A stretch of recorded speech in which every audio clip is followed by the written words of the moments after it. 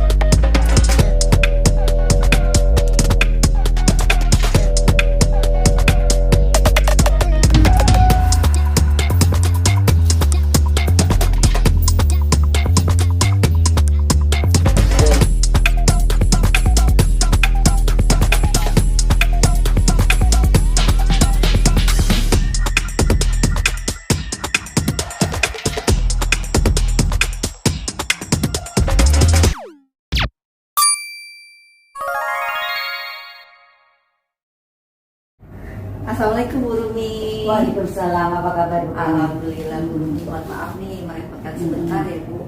Bu, saya mau tanya-tanya seputar tugas Ibu sebagai kepala sekolah, bisa Bu? Ya, silakan. Baik, teman-teman, ini adalah Ibu Rumi, salah satu kepala sekolah di Kecamatan Pesanggerahan. Baik, pada kesempatan kali ini kita akan banyak tanya tentang bagaimana beliau dalam mengambil sebuah keputusan di sekolah yang beliau pimpin. Baik, Bu Rumi, izin bertanya nih Bu, gimana sih cara Ibu mengidentifikasi antara sebuah rujukan moral ataupun dilema etika yang dialami oleh guru ataupun murid yang guru ini? Ya, kalau untuk guru dan karyawan kebetulan pada saat ini berjalan lancar dan normal. Ya. Memang kalau 1-2 berhalangan hadir karena satu dan lain hal, umpamanya sakit, itu kan suatu hal yang tidak diingini sebetulnya, tapi kan itu menjadi seperti kehendak Allah ya Bu, sehingga pada saat hal itu terjadi tentu saya harus memberikan tugas kepada guru-guru lain yang kebetulan memiliki tugas di jam lain. Bagaimana cara ini dalam mengambil keputusan yang bernilai kebijakan?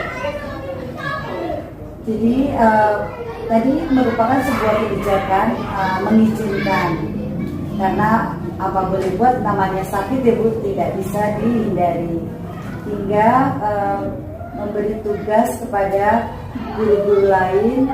Itulah kebijakan saya atau keputusan yang saya ambil. Umpamanya guru kelas 1 itu setengah hari, sehingga setengahnya itu bisa melakukan tugas yang saya tugaskan untuk kelas yang yang ditinggalkan oleh seorang guru atau guru yang lain. Lalu bergantian dengan umpamanya karena kebetulan dengan lokasi kelas, jumlah kelas yang terbatas, sedangkan rombongannya itu lebih banyak daripada ruang yang ada, sehingga memang masih ada paralel antara pagi dan siang, walaupun tidak melebihi jam 15 tadi. Jadi guru-guru itu secara bergantian bisa menangani kelas yang terbengkalai karena guru yang sakit, ya, bekerja sama. Ibu, kira-kira tuh langkah atau prosedurnya gimana, Bu? Apakah ibu yang mengatur, misalnya kayak ada seorang guru yang mengikuti kegiatan lain, terus dia harus meninggalkan tugas sebagai guru, gitu. Apakah ibu yang menunjuk guru mengganti langsung atau mesti guru yang meninggalkan? Prosedurnya seperti apa? Bisa diceritakan dari Ya, karena kegiatan-kegiatan PKG yang ada di lingkungan wilayah kami ini itu saya ketahui. Jadi ada beberapa guru yang kebetulan memang aktif sebagai pengurus, sehingga ketika dia harus meninggalkan tugas karena hal tersebut, tentu saja sayalah yang memberi tugas kepada rekan guru yang lain. Karena memang nampaknya bukannya suka atau tidak suka, mungkin juga bukan karena apakah kepala sekolah itu menjadi lebih berwibawa atau apa mungkin, tapi secara struktural guru yang di bawahnya itu mungkin lebih menerima tugas dari guru daripada dari temannya sendiri. jaga hubungan juga ya, Jaga hubungan antara guru yang meninggalkan ataupun guru yang diberikan tugas tersebut ya, Bu, ya. Betul. Tapi alhamdulillah sih kegiatan PKG umumnya sudah di luar jam mengajar. Jadi tugas-tugas administrasi mungkin guru-guru tersebut yang sangat aktif menyelesaikannya di rumah gitu barangkali. Baik, Bu, dari sekian banyak nih pengambilan keputusan yang Bu Rumi ambil gitu, yang menurut Bu Rumi efektif tuh yang mana nih? Ya memang keputusan-keputusan itu kalau hal yang rutin dari tahun ke tahun itu memang diawali dengan pembuatan program gitu. Sehingga semuanya sudah terencana. Namun karena yang insidental ini tentunya kita bisa melalui rapat terlebih dahulu atau memanggil beberapa orang yang berkaitan dengan hal tersebut. Kemudian saya memberikan tugas. Kalau cukup lama tugas yang diemban, tentu saya akan memberikan surat tugas secara resmi. Tapi kalau hanya sehari, mungkin secara lisan kami tugaskan langsung. Tantangannya apa nih selama ini dalam mengambil keputusan yang Ibu hadapi itu? Tantangannya apa? Apa saja dia boleh diceritakan, Bu? Ya, memang Bu, tidak semuanya berjalan mulus. Namun ketika kita membentuk sebuah komunitas di antara guru, menjalin kerjasama yang baik, sehingga alhamdulillah sih berjalan dengan baik. 1, 2 ya itu tadi salah satunya memang tantangan ketika sakit. Kalau sakitnya cukup lama itulah yang menjadi permasalahan. Tapi alhamdulillah barangkali karena kerjasama yang baik itu hal-hal tersebut dapat teratasi. Baik. Ada nggak, Bu, penjadwalan secara khusus gitu dalam setiap pengambilan keputusan yang Ibu ambil selama ini, Bu? Ya, tadi kalau diawali dengan perencanaan tentu sudah ada penjadwalannya secara tidak langsung ya, Bu, ya.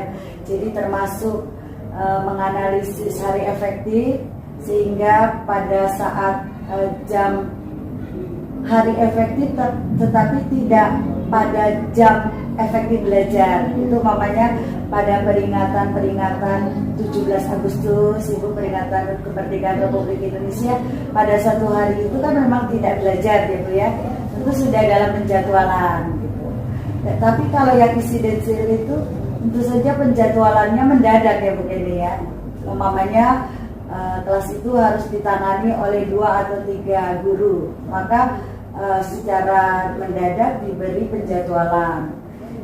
Ibu Ani mengajar di pagi hari, Ibu Dinda mungkin mengajarnya di siang hari, sehingga semuanya bisa berjalan dengan lancar. Lancar ya, alhamdulillah. Bagaimana jika kalau terjadi dengan murid Ibu?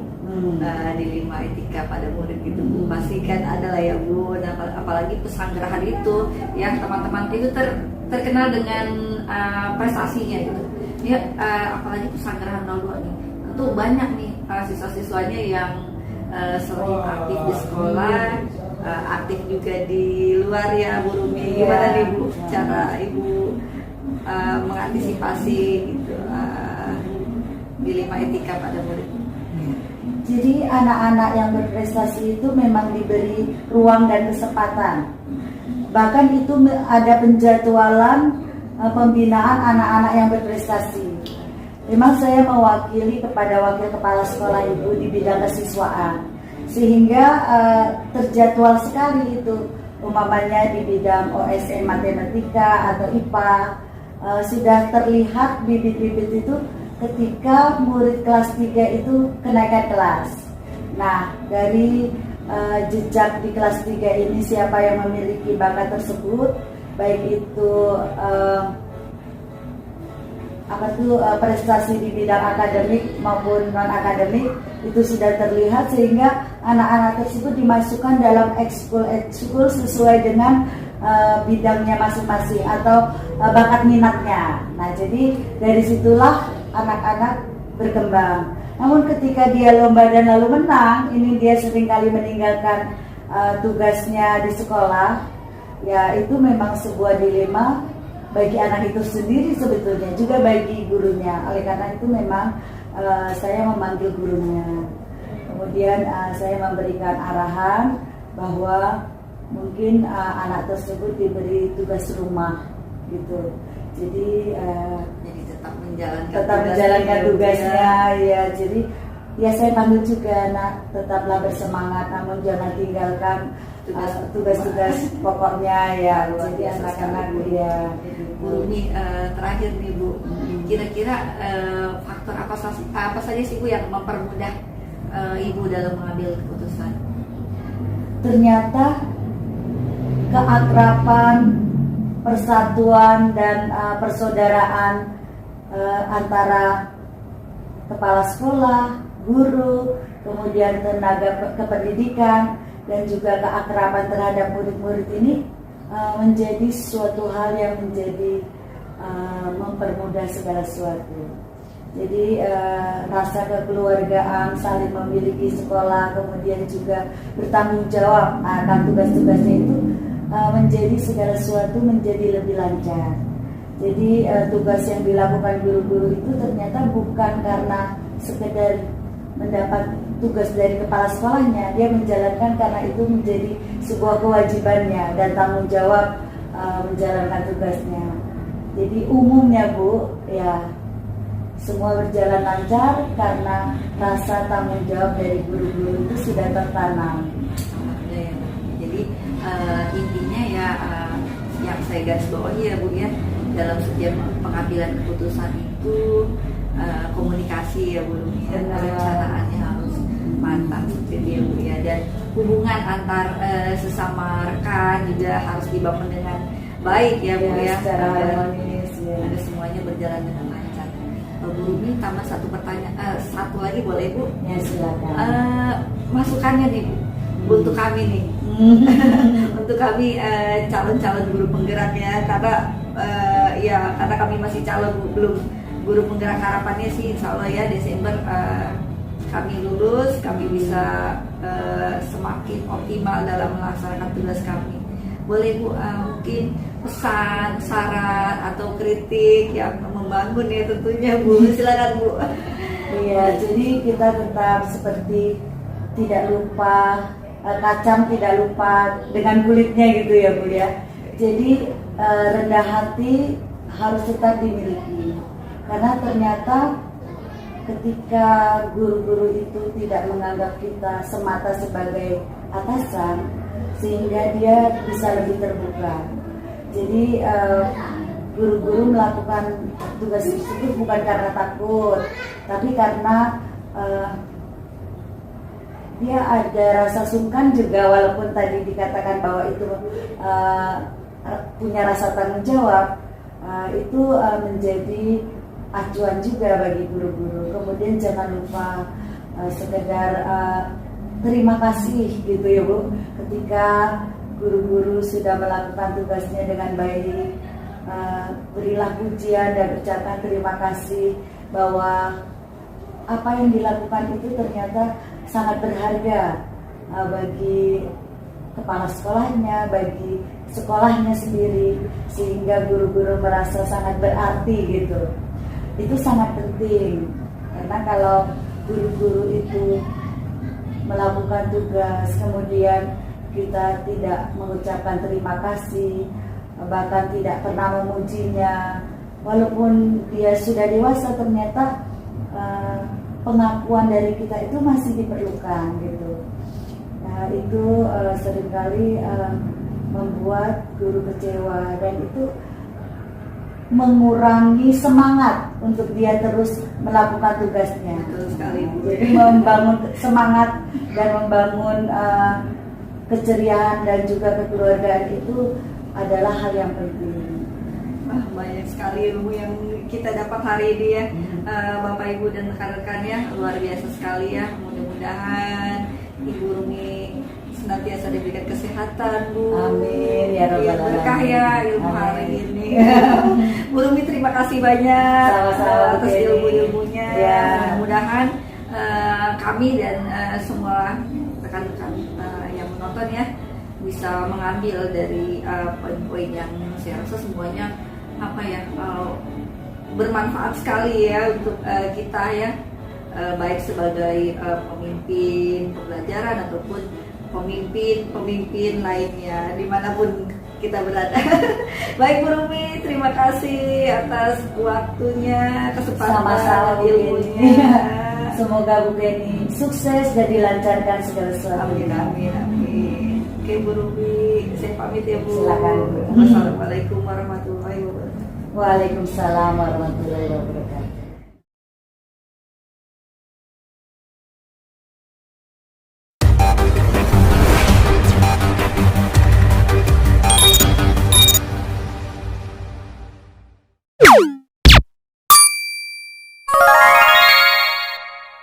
Assalamualaikum warahmatullahi wabarakatuh.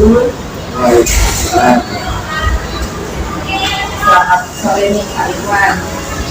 Izin dan ini sebentar, kira-kira ada waktu ya. Insyaallah. Sekarang ya, saya mau ada beberapa pertanyaan terkait tugas Ustaz ya, sebagai kepala sekolah ya Ustaz. Kepala sekolah apa nih Ustaz? Kalau bantu Ustaz ini. Kepala sekolah SD Kemudian School. Alhamdulillah ya Bapak Ibu, beliau ini termasuk kepala sekolah penggerak ya, dan sekolah juga termasuk sekolah penggerak ya.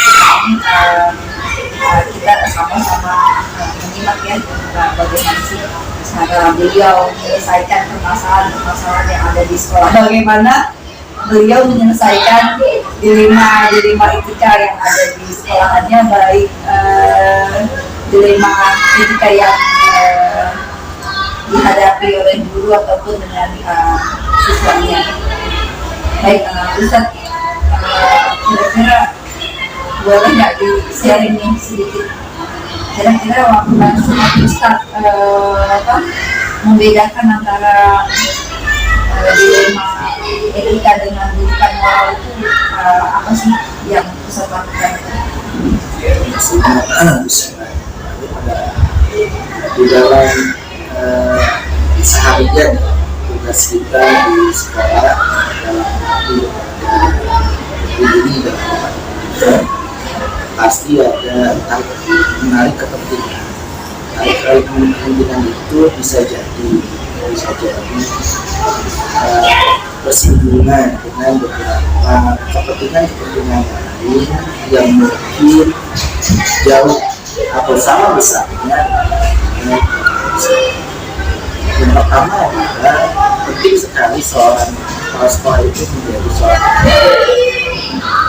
pendengar yang baik, pemerhati yang baik, dan juga tentunya permasalahan itu pasti timbulkan dari satu aksi atau satu kegiatan.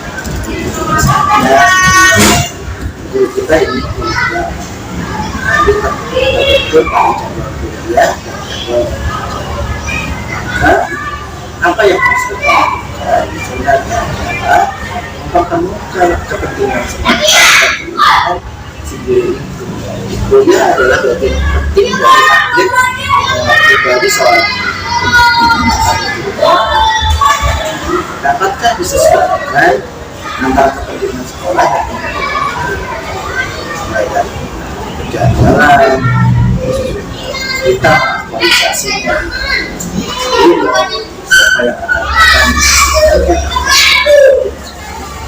sehingga sebenarnya pendidikan yang ada di sekolah itu tidak mengganggu banyak hal sebenarnya kejadian-kejadian lain yang bersinggungan dengan beberapa faktor kepentingan sekolah dan yang paling utama adalah membangun komunikasi yang harmonis dua arah antara sekolah dan guru.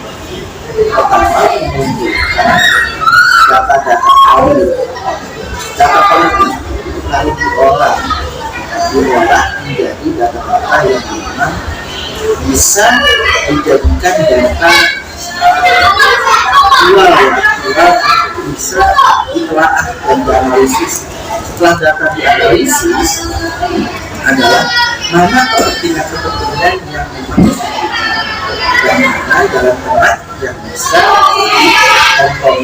dikompromiskan sehingga setiap permasalahan itu harusnya bisa terurai dengan yang sapi kecil kan, yang kecil Selama ini Ustaz, gimana cara Ustaz menjalankan pengambilan keputusan di sekolah, terutama kasus-kasus di mana ada dua kepentingan Ustaz, ada kepentingan yang mungkin sama-sama besar gitu ya, sama-sama mengandung nilai kebaikan. Kira-kira bagaimana yang selama ini? Sebenarnya agama adalah memetakan potensi yang ada di sekolah. Potensi yang ada di sekolah kita itu tiap orang ada kecenderungan kita bergantung pada guru itu untuk melakukan tugas itu. Padahal mungkin ada orang lain yang menjadi substitusinya.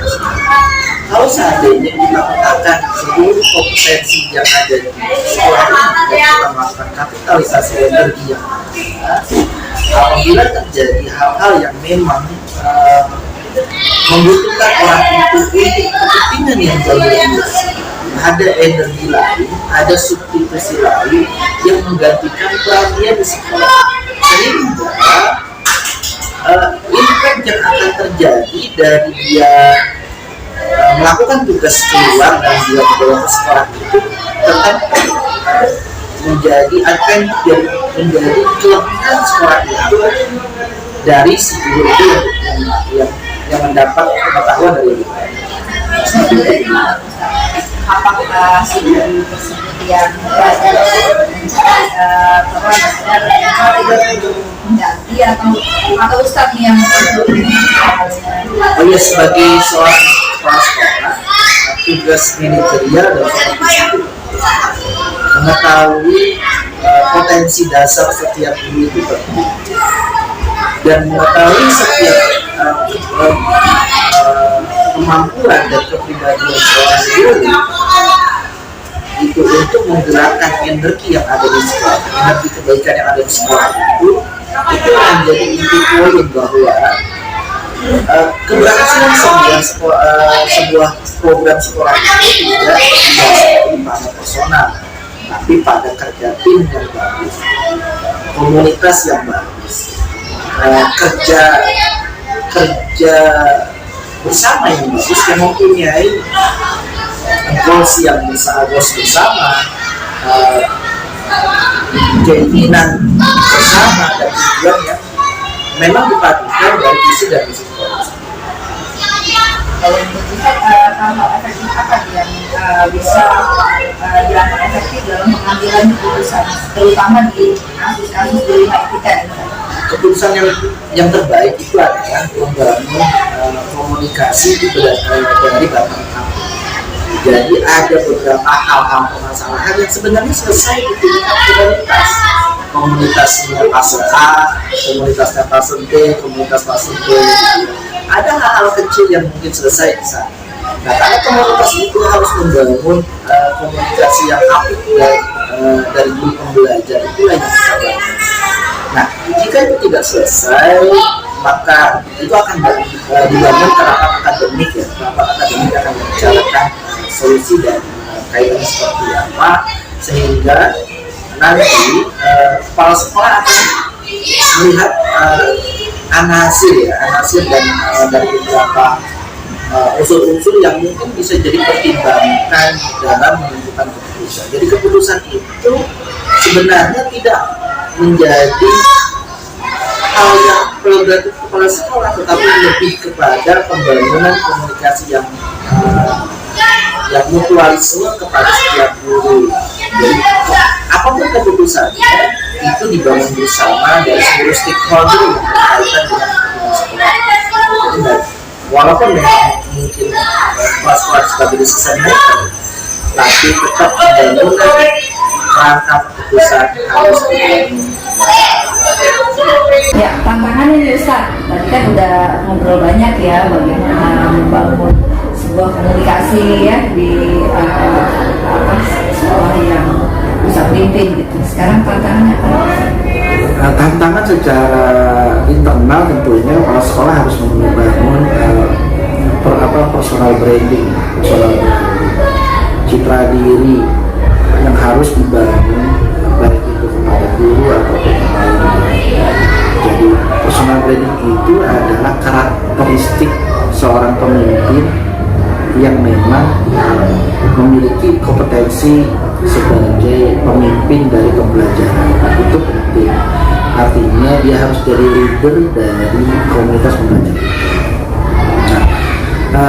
Dari eksternalnya adalah menggerakkan, mengaktualisasikan suatu komponen orang itu. Jadi menurut Maslow itu tingkat tertinggi dari sebuah peran seseorang itu adalah aktualisasi diri. Aktualisasi diri setiap orang itu perlu ruang dan perlu kesempatan. Seorang kepala sekolah harus bisa memberikan ruang dan kesempatan tiap personal itu untuk bisa mengaktualisasi dirinya sebagai pribadi yang mandiri, pribadi yang hebat, pribadi yang maju. Dan itu kepala sekolah harus menjadi fasilitator, motivator, dan juga guider ya, yang membangun semangat pada bawahannya untuk bisa terus maju. Karena apapun, semua orang itu punya mimpi. Bagaimana mimpi itu terwujud dan langkah-langkahnya, itu kepala sekolah harus bisa menjadi orang yang menjadi penuntun, bukan hanya penunjuk. Kalau pimpinan itu dia menuntun, bukan menunjuk. Kalau menunjuk dia belum kesana. Kalau menuntun itu sama-sama berangkat berjalan, melangkah bersama, dan dia menjadi menjadi orang yang bisa diajak bicara dan tempat di mana guru itu bisa mengutarakan dan mendengar segala permasalahan. Ada yang nggak bisa penjadwalan mungkin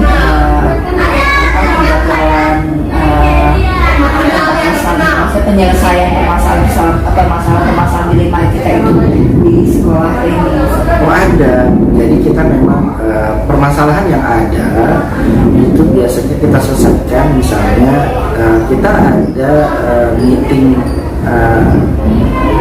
after school ya, karena saya di sini hari ini, jadi kita tidak ada meeting untuk hari Kamis. Kita bisa ada meeting harian. Meeting harian itu Senin sama Kamis dan Jumat itu kepala sekolah yang meeting. Hari Selasa dan Rabu itu bagian akademik yang meeting. Jadi memang kita meeting. Nah kalau fase itu meetingnya dia per istirahatnya pasti ada komunitas fase yang ditulis. Jadi memang ketentuan dia itu meeting membicarakan hal-hal tentang sekolah itu apabila ada notulensinya. Sesantai apapun, pencatatan itu penting karena itu yang menjadi hal yang akan nanti dibawa dalam meeting akademik ataupun di meeting prinsipal gitu. Nah, ada beberapa hal evaluasi memang yang kita lakukan. Kita melakukan coaching terhadap beberapa guru. Jadi ada beberapa guru yang misalnya harus ada manpowering ya, ada penguatan dan sebagainya. Itu sifatnya kita ada coaching 3 bulan. Coaching 3 bulan adalah bagaimana membangun, mendampingi mereka, tidak hanya mendampingi secara praktek, tetapi mendampingi bagaimana kita mendengar keluh kesah dia, kesulitan, keinginan. Nah, bedanya coaching dengan melakukan train adalah karena coaching itu mengaktifkan kapasitas guru itu.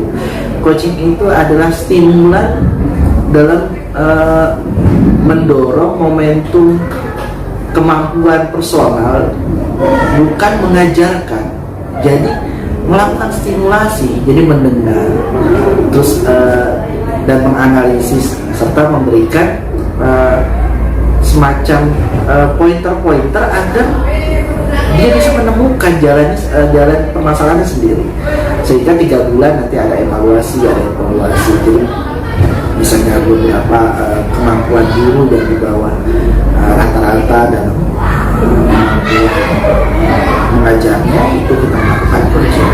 Coachingnya itu apabila tentunya di fase itu mengalami deadlock bersama. Karena di fase itu harapan kita adalah mereka itu belajar bersama, meniru dan menduplikasi dari luar ataupun dari dalam bagaimana technical teaching, strategi, metode dan juga pendekatan terhadap anak gitu. Jadi membangun mentalitas guru profesional itu menurut saya memang adalah semangat belajar yang harus ditumbuhkan.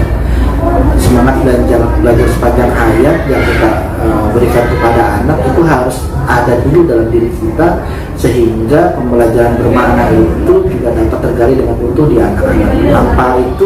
Tanpa ada di diri kita, tanpa dari mindset kita yang telah berubah, nonsen anak-anak itu akan berperilaku apa yang kita inginkan, bahwa dia itu harus belajar sepanjang hayat dan melakukan pembelajaran bermakna dan juga mempunyai karakter yang baik. Jadi sebelum membangun karakter anak, bangun karakter pribadi dan karakter personal gurunya itu komunikasi guru dan personal guru.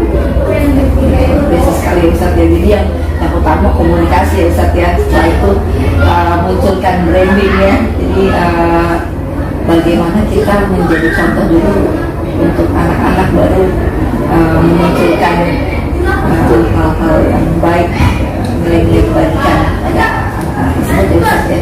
Luar biasa sekali nih pembicaraan kita sore ini. Kalau anak sekarang bilang Ustaz daging semua Ustaz, nggak ada waktu. Oke, terakhir Ustaz, ini mungkin lebih ke personal ya Ustaz ya. Kira-kira ada nggak pesan untuk kami para CGP yang sedang melakukan pendidikan guru penggerak ataupun yang akan mendaftar Ustaz? Mungkin ada pesan yang kan kebetulan Ustaz kan salah satu kepala sekolah penggerak ya. Ada nggak yang pesan-pesan, saran atau masukan untuk kami Ustaz? Artinya pesannya adalah bahwa zaman itu dinamis, sedinamis aliran air yang terus mengalir. Nah, kita tidak bisa terus bermimpi untuk menjadi tergenak, karena air yang tergenak itu pasti mengenai. Terus belajar, terus memperbaiki diri, karena kualitas siswa pasti bergantung pada kualitas guru. bagaimanapun, walaupun siswa menjadi subjek pada kurikulum ini, tapi tetap seorang guru adalah hal yang dominan yang menjadi pertama kali ditiru oleh anak-anak kita adalah pengganti peran orang tua di rumah, pengganti peran, artinya seorang orang tua pun sama kedudukannya seperti itu. Sukses anak Indonesia diawali dari sukses guru. Oke, luar biasa. Suksesnya anak Indonesia tergantung dari suksesnya guru tersebut. Baik, terima kasih Ustadz atas waktunya. Banyak sekali yang kita ambil ya, Bapak Ibu. Luar biasa sekali Ustadz Firman ya. Sama-sama belajar. Mudah-mudahan semakin sukses, miratnya juga semakin sukses, guru-gurunya sehat ya Ustadz ya. Baik, terima kasih Ustadz. Saya undur diri nih Ustadz nih. Mohon maaf sudah mengganggu waktunya ya. Assalamualaikum warahmatullahi wabarakatuh. Waalaikumsalam.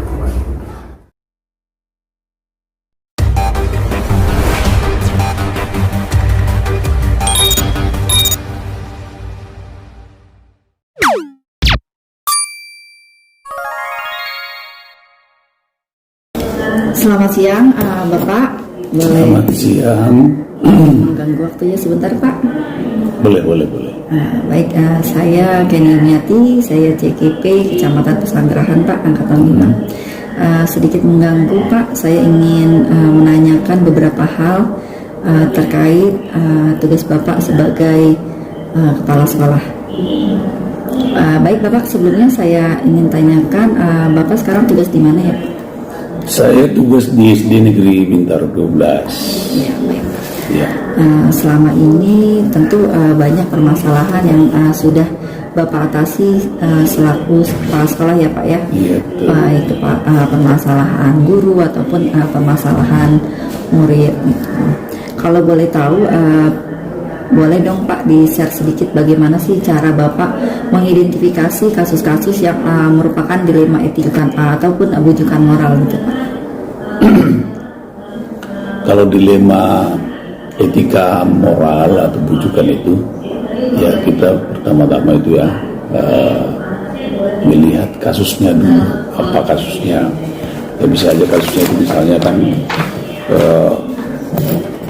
pertama sekali yang dikatakan merugikan orang lain. Nah, jadi misalnya dilema kebijakan yang kita berikan, pertama sekali itu kita kan panggil dulu guru yang mempunyai masalah itu. Nah, baru kita panggil ke sini. Soalnya kalau pemainnya memanggil seperti itu harus intern, harus dipanggil secara khusus, tidak bisa di ruang umum gitu loh. Kalau seperti itu, apalagi namanya dilema menyangkut ya termasuk keyakinan kan, ya keyakinan seseorang, jadi harus kita buat empat mata lah gitu. Jadi keputusan itu ya mana yang dikatakan dengan etika, satu moral kita, etika di dalam bersosialisasi di dalam kebijakan-kebijakan agama, kita harus benar-benar menyampaikannya itu pertama dari kepada gurunya, satuannya, pengurusnya atau misalkan adalah koordinatornya itu, baru kita masuk ke umum. Langkah-langkah atau prosedurnya gimana tuh Pak? Apakah harus gimana ya? Atau langsung surat pemanggilan resmi atau bagaimana? Atau hanya pribadi dulu atau gimana nih Pak? Yang langkah-langkah yang paling benar itu ya secara kekeluargaan kan kalau sekolah itu kan keluarga. Nah kita harus panggil dulu Pak Mata kita panggil kantor gitu kan. Kalau umpamanya ada masalah seperti itu, misalnya dilema etika itu, kita panggil secara langsung, itu satu kehormatan bagi dia daripada kita menegur secara umum. Berarti itu menurut Bapak efektif ya untuk dalam pengambilan keputusan kasus-kasus dilema etika gitu ya Pak ya? Iya. Dengan memanggil secara pribadi ya, secara keluargaan, baru nanti kira-kira berapa kali itu Pak pemanggilannya biasanya? Kalau seperti itu ya, kalau saya di sini ya bisa 2 kali. 2 kali. Kalau umpamanya nggak berubah. Iya, Ya. tapi kalau udah berubah, Kalau berubah nggak usah. Nah, kemudian kalau kita misalnya ada rapat guru itu, secara umum kita sampaikan. Nah, dilema-dilema itu apa sih yang terjadi di sekolah kita antara orang tua dengan murid, antara masyarakat apa? Nah, itu kan bisa kita masukkan. Tapi kalau namanya masuk ke etika, moral pribadi masing-masing, kan ada masalah aja. Betul saja. Kita dengar isu saya guru, oh begini. Nah, selaku saya kepala sekolah, saya langsung tangkap itu. Kita panggil orangnya. Nah, jadi artinya selama saya di sini seperti itu. Nah, bisa saya katakan waktu sekolah ini masih 2.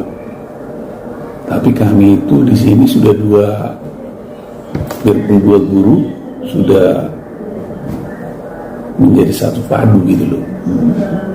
Nah, di antara misalnya 12-13 itu terjadi seperti itu. Malahan ya kalau ada masalah di 13 lalu aku dipanggil. Oh gitu ya. Aku dipanggil. Ya, Tantangannya apa tuh Pak? Tantangan saat Bapak dalam melakukan pengambilan keputusan dilema itu tantangannya apa tuh Pak? pertama sekali tantangannya memang mengenai ya hak dan kewajiban itu kan berbeda-beda. Jadi misalnya tantangannya itu pertama, kalau orang itu misalnya menerima di waktu kita ngomong gitu tantangannya, kemudian di waktu kita menyampaikan itu misalnya tantangannya apakah anak guru ini merasa itu perlu gitu kan, maka tantangan itu kita harus tahu. Nah, saya sebagai guru saya tahu bisa ini kalau umpamanya saya ngomong apa maka saya tahu saya itu banyak raut wajahnya kemana, terima apa tidak. Hadir seutuhnya atau tidak ya Pak? Iya, dia hanya datang atau dia mencerna gitu. Nah, kalau umpamanya dia saya lihat kenapa, masalahnya apa, gimana kurangnya. Nah, ada juga sama pribadi kan gitu. Kalau pribadi misalnya jangan sampai. Nah, misalnya kan namanya kayak saya lah misalnya di sini guru sekarang sudah grouping, gurunya sampai 38. Banyak ya Pak ya? Iya, itu pun ya kalau dulu pertama 41. Sekarang tinggal 38 semua pesertanya kan. Ya, kita harus 38 juga jiwa. Yang harus dirangkul ya Pak ya, harus Ya, kadang kita dipelajari satu persatu. menyampaikan itu semua dilema yang menyangkut etika itu bisa secara canda. Nggak perlu harus formal gitu. Nah, kadang misalnya kita tahu misalnya ini Ibu Kendi misalnya, guru saya misalnya kayaknya ada sesuatu nih. Ya kita bisa aja kita temuin kamu Ibu Kendi misalnya di mejanya, sembari lewat kita ngomong gitu. Tapi kan kalau Ibu Kendi kan tahu, wah Papa tahu masalah saya. Tapi itu secara canda gitu. Nah seperti itu.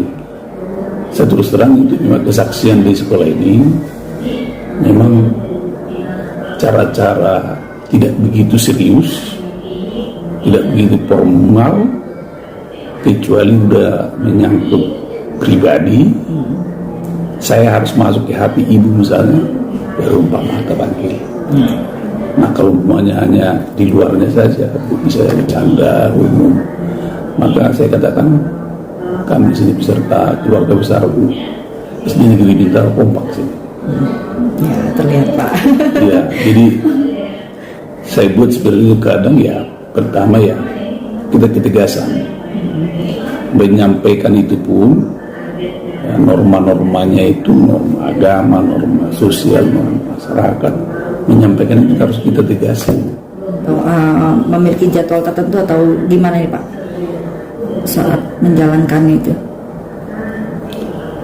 Kalau menyelesaikan ada dilema etika seperti itu Misalnya kayak sekarang kan PP-nya 2 ya Pak di sini ya. Ya. Pasti kan agak susah nih mengatur gitu kan saat di satu sisi pasti karena dua-duanya wakil kepala sekolah kan ya. Ya. Pasti kan sekolah merasa kehilangan karena kedua wakil kepala sekolah ini akan aktif di luar, sementara sekolah ini kan membutuhkan beliau-beliau ini gitu. Gimana tuh Pak? Nah, jadi kebetulan pembicaraan kita ini masih yang satu orang, wakil saya kurikulum, yaitu Bu Yulia Suci kan, baru satu orang. Itu seperti yang saya sampaikan, pernah di rapat wilayah, kita majukan itu dengan rapat guru. Nah, jadi artinya nanti kalau ada misalnya nanti APDPP itu berarti kan bukan hanya untuk melayani di sekolah ini, pasti di luar.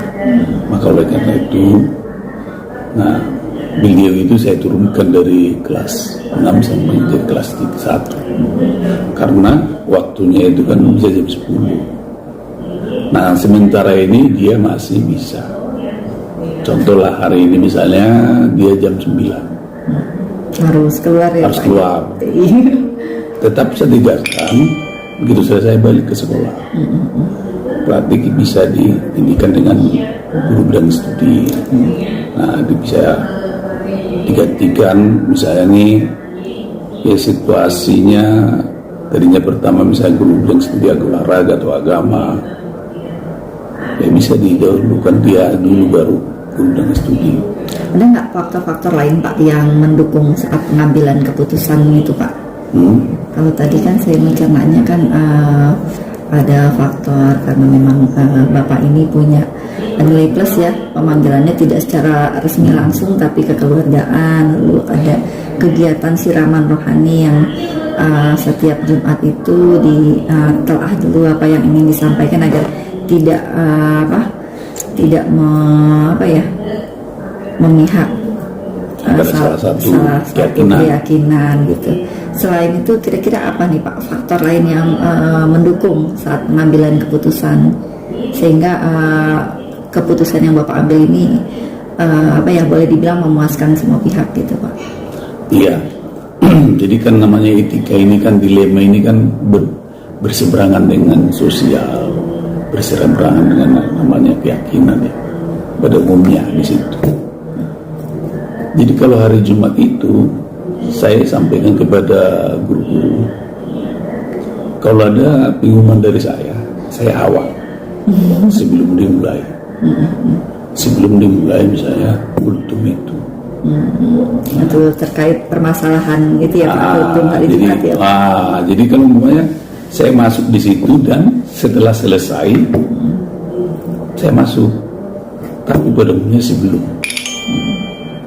masuk saya dulu ngomong supaya tidak mencampuri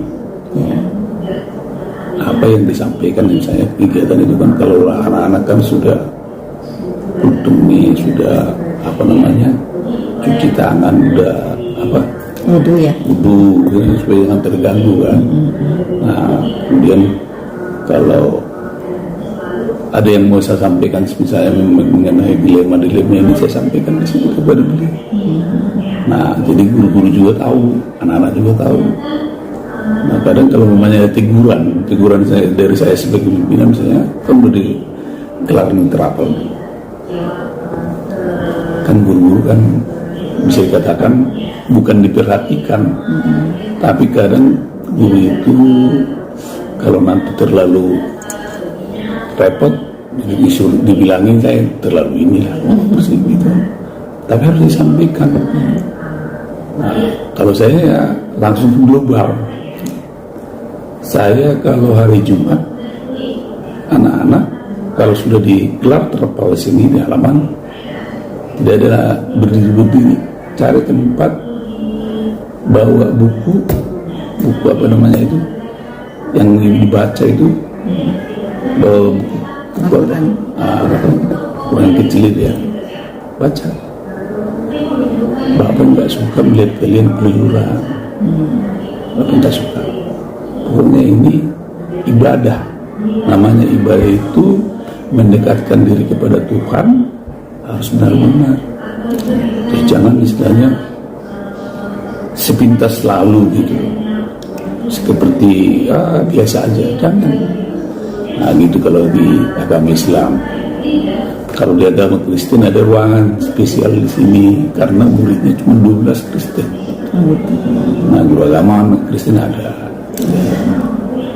guru kelas juga ada 1-2 agama Kristen. Jadi kadang orang itu memimpin, saya jadi kita sampaikan di situ supaya tidak ada miskomunikasi. Yang penting komunikasi itu tersampaikan. Nah itu kalau itu dia dilema etika moral yang dikatakan seperti tadi itu yang pertanyaan itu. Tapi penyampaian begitu aja. Nah kalau ada yang genting misalkan, kan guru-guru kan dari 6.30 sampai dengan jam 12. Kalau yang paralel sampai jam 2, masih ada 1 jam. Nah, lalu saya membuat pengumuman, tolong nanti kumpul ada briefing untuk kedinasan. Nah kebetulan kita itu sound sistemnya itu seluruhnya nyampe. Karena ada ruang guru situ. Ya Pak, rumah guru kan ada 7 orang situ. Bisa aja kan kalau pokoknya dia lagi ini kan ke rumahnya. Begitu. Gak apa-apa. Kalau kalian nggak malu saya panggil ya terserah. Tapi kan udah disediakan sekolah, yaitu ruang guru. Bismillah kita berkolaborasi. Nah tapi kalau ada penting ya nggak apa-apa lah. Luar biasa nih Pak, pengalamannya. Jadi yang saya petik dari pengalaman Bapak itu yang utama komunikasi ya Pak ya, baik secara kekeluargaan ataupun secara canda ya. Jadi segala sesuatu hal yang menjadi dilema etika itu sebenarnya bisa diselesaikan dengan komunikasi ya Pak ya. Betul. Komunikasi yang baik antara kepala sekolah dengan guru ataupun guru dengan muridnya ya Pak ya. Ya mudah-mudahan saya bisa mencontoh nih dari apa yang sudah Bapak lakukan ya Pak. Mungkin ada masukan nih Pak untuk kami nih para CGP nih, kan kami lagi mengikuti pendidikan guru penggerak ya. Mungkin ada masukan dari Bapak selaku kepala sekolah nih. Apalagi kan Bintaro 02 ini terkenal dengan Bintaro 12. Bintaro 12 ini terkenal dengan prestasinya ya Pak. Boleh dong Pak dikasih masukannya untuk kami nih. Jadi kalau umpamanya yang PP dengan CGP itu ya startnya kan sekarang dalam pelaksanaan ya. Nantinya kalian menjadi nggak harus kepala sekolah, pemimpin juga. Jadi pemimpin juga kan memberikan, misalnya ibu nanti akan berangkat ke tempat yang lain, pelayanan untuk CGP yang lain, itu juga udah pemimpin.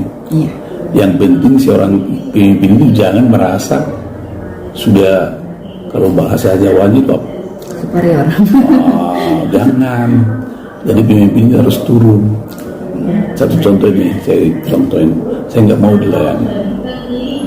Kalau misalnya kami di sini kan piket, ada piket masak, tapi bayar masing-masing, nggak ada anggarannya. Jadi kan udah selesai, Pak makan, saya bikin nggak usah, langsung situ. Ya kita makan di situ, bareng di situ. Jadi antara jangan membuat satu dilema, batas. Nah, kalau umpamanya kita membuat batas kepada yang kita pimpin, repot, susah membuat suatu keputusan itu.